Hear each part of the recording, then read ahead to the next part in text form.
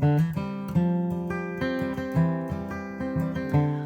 and welcome to One Life Matters, the podcast that reminds you that your life is worth living with purpose, joy, and authenticity.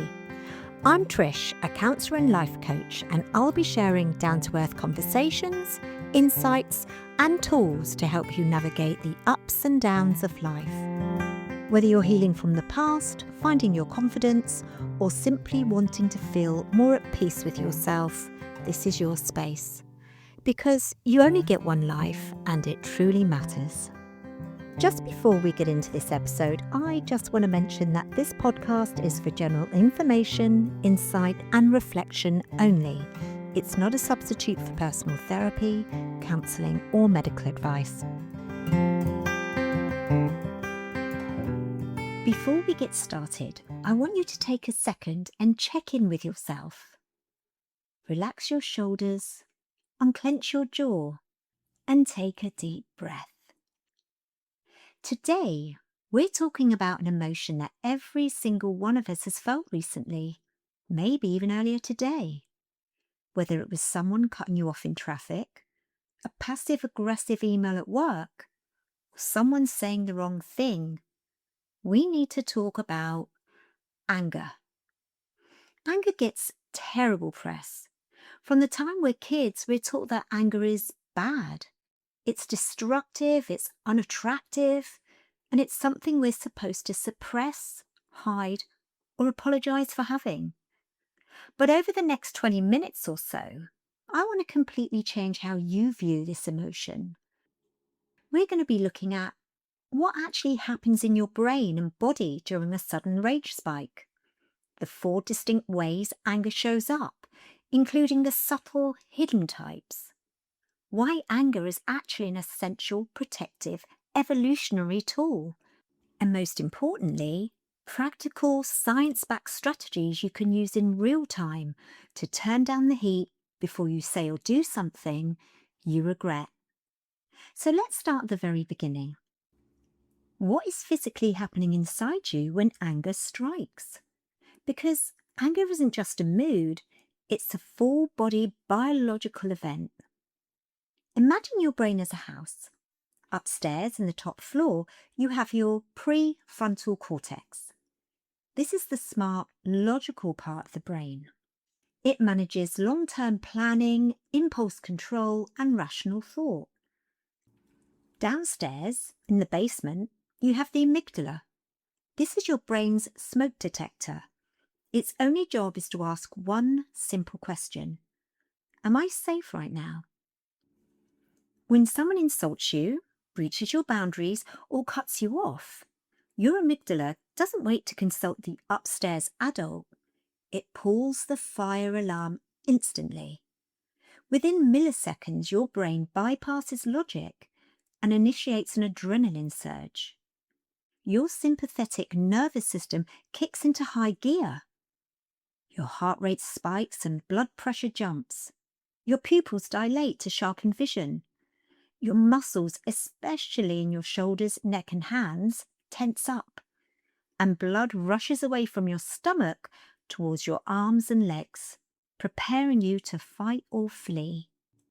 The response made perfect sense when our ancestors were running from physical predators. But today, your brain reacts to a snide comment from someone with the exact same physiological emergency as a threat to your life. Now, beyond the biology, psychologists refer to anger as a secondary emotion.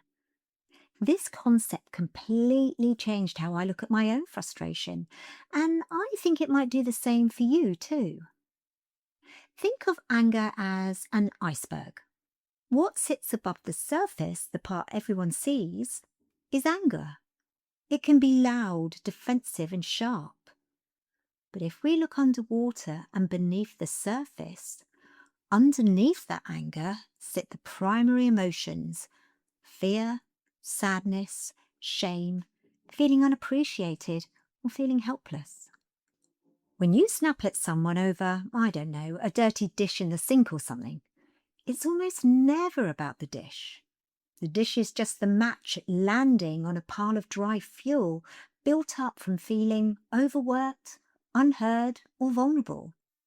I know for me it's a case of, why the hell should I be cleaning up other people's mess when they're perfectly capable of doing it themselves? I feel taken for granted and that they're taking the piss. Now, to understand why your dry fuel ignites so quickly, we have to trace the line back to where your emotional patterns were first formed.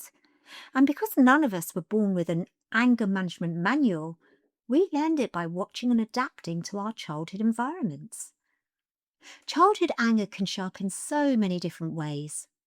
Some kids channel it into physical stomach aches.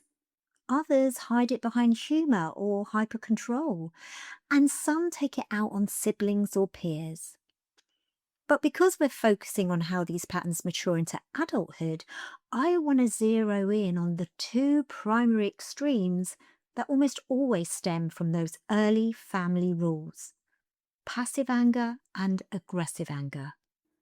Think back to the household you grew up in. What happened when anger entered the room? For many people, as kids, anger was strictly forbidden, at least for them. You might have grown up under a massive double standard. It was completely acceptable for a parent or authority figure to yell, slam doors, or lose their temper. But if you raised your voice, cried out in frustration, or talked back, you were immediately punished, shamed, or told you were being bad. In other households, showing anger wasn't just punished, it was treated as deeply impolite, uncivilized, or wrong. You were taught that good children don't throw fits, or we don't yell in this house. When a child learns that their natural anger is unacceptable, something dangerous happens. Anger becomes bound to shame. You learn to believe, my anger makes me unlovable.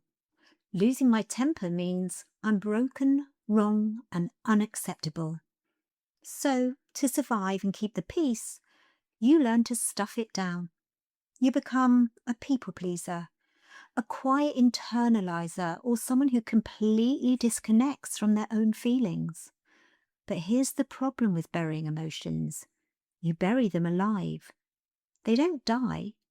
They sit under the surface, slowly building up pressure over 10, 20, or 30 years, eventually showing up as everything from chronic headaches to gut pain. And this brings us to a pattern a lot of people struggle with but rarely talk about openly: the hair trigger temper. You might know someone, or maybe this is you, who goes from 0 to 100 in a fraction of a second. There's usually no slow burn, no warning sign, just a sudden explosive loss of control over something that seems minor to everyone else. Where does that short fuse actually come from? Almost always, a hair trigger temper is a defensive, hypervigilance system built in childhood or past trauma. If you grew up in an unpredictable environment where a parent's mood could shift instantly, or where criticism was sharp and frequent, your brain learned to stay on high alert 24/7. Your amygdala, that emotional smoke detector we talked about earlier, well, it learned that threats appear without warning, so you must be ready to defend yourself instantly. Fast forward to adulthood, and an innocent comment like, "Did you forget to lock the door?" isn't heard as a simple question. To a hypervigilant nervous system, it's interpreted as an attack. You failed, you're incompetent, and you're being criticized. Before your logical brain can even process what was actually said, your childhood defense mechanism kicks in to shield you from the pain of shame. And the best defense? An immediate aggressive offense. You blow up, raise your voice, or shut the conversation down cold, not because you're mean or malicious, but because your nervous system genuinely feels like it's under siege.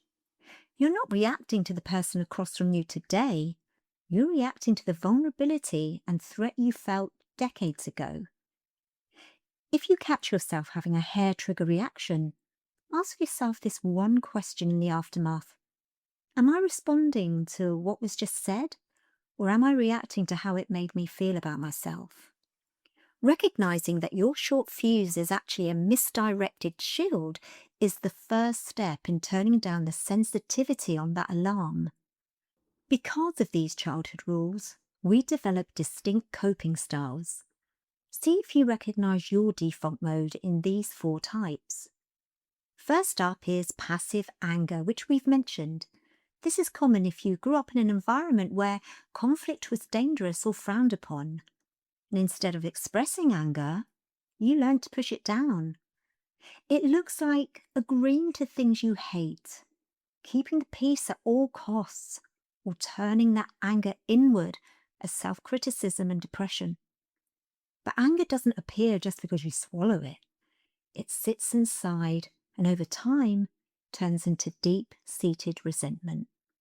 Second is that aggressive anger, the classic outward explosion I've just talked about.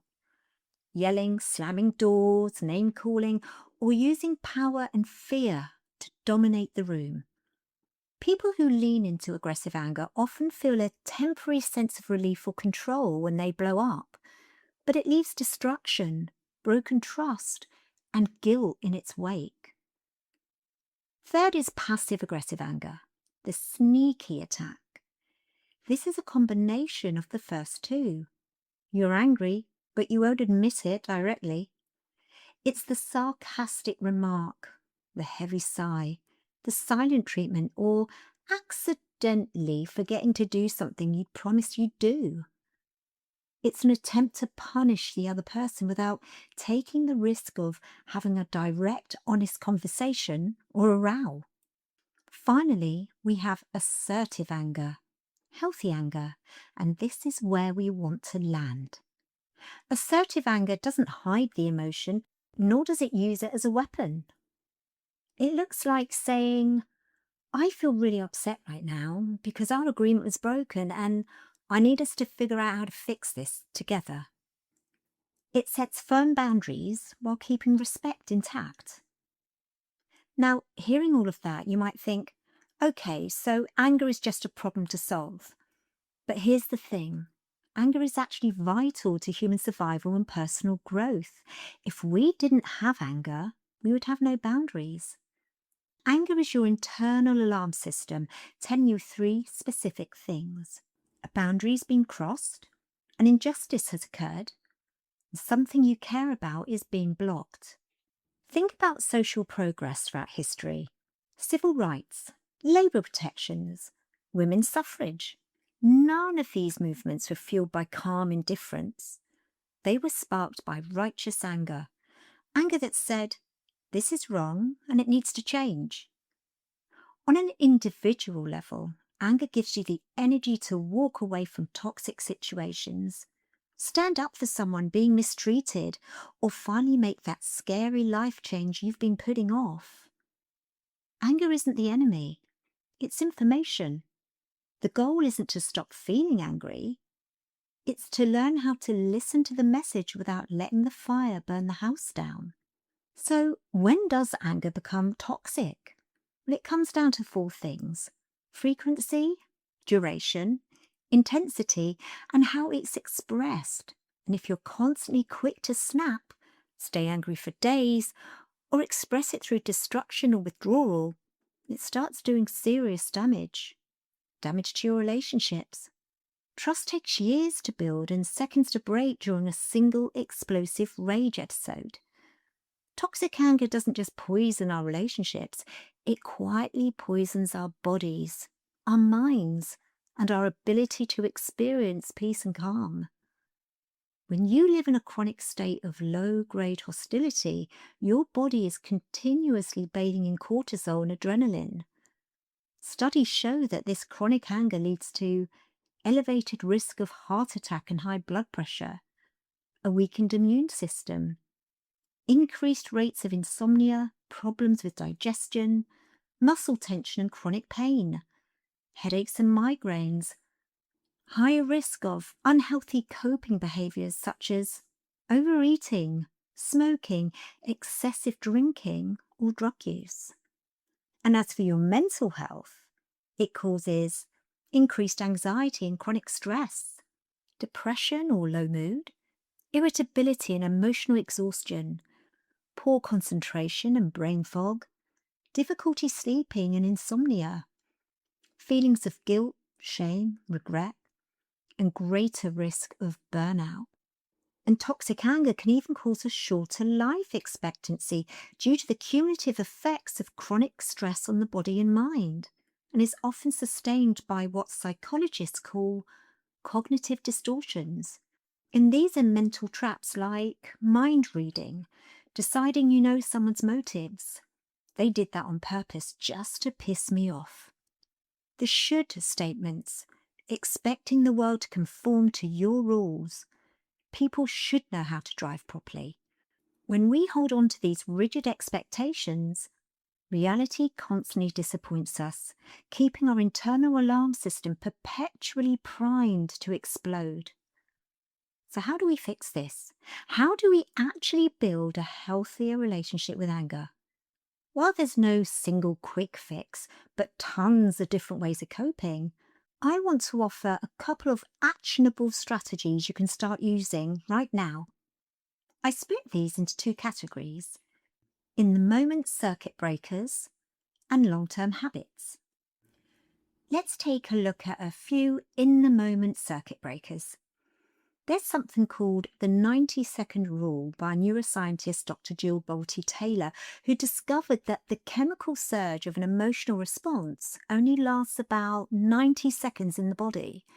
If you're still angry after a minute and a half, it's because your conscious thoughts are actively re-triggering the response. If you can simply ground yourself and survive those first 90 seconds without reacting, the chemical wave should pass. Then we have the physiological sigh. If you feel that heat rising in your chest, use your body to fix your brain. Take 2 quick inhales through your nose, followed by 1 long, slow exhale through your mouth. Doing this twice immediately tricks your nervous system into slowing down your heart rate. The scripted timeout. As hard as it is in the moment, if you feel your anger rising and worry things might get out of hand, try saying something along the lines of, "I'm feeling a bit overwhelmed right now and I don't want to say something I might regret. So I'm going to take 15 minutes to cool off and then we can finish this conversation."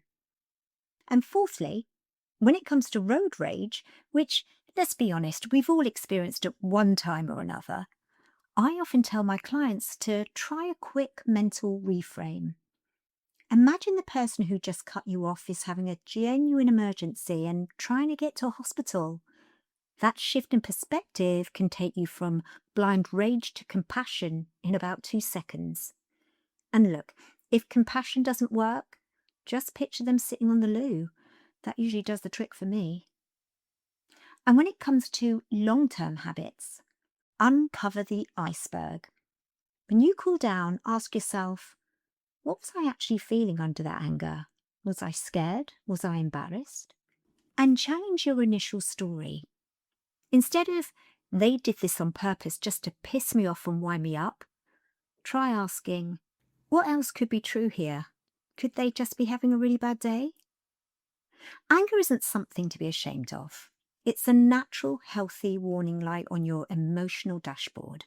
It's telling you that something needs attention. So the next time you feel that heat rising, pause for 90 seconds, breathe through a long exhale, look beneath the surface of the iceberg, and choose to express your boundaries with clarity instead of destruction. And finally, remember that anger is a completely natural human reaction. We all lose our shit from time to time. It's a universal part of the human experience, and you're not broken, wrong, or mad for feeling it. But by taking a breath and practicing these techniques, step by step, you might just find that managing your response to anger becomes a whole lot easier over time. And until next time, I wish you peace and calm. Thank you for joining me on One Life Matters.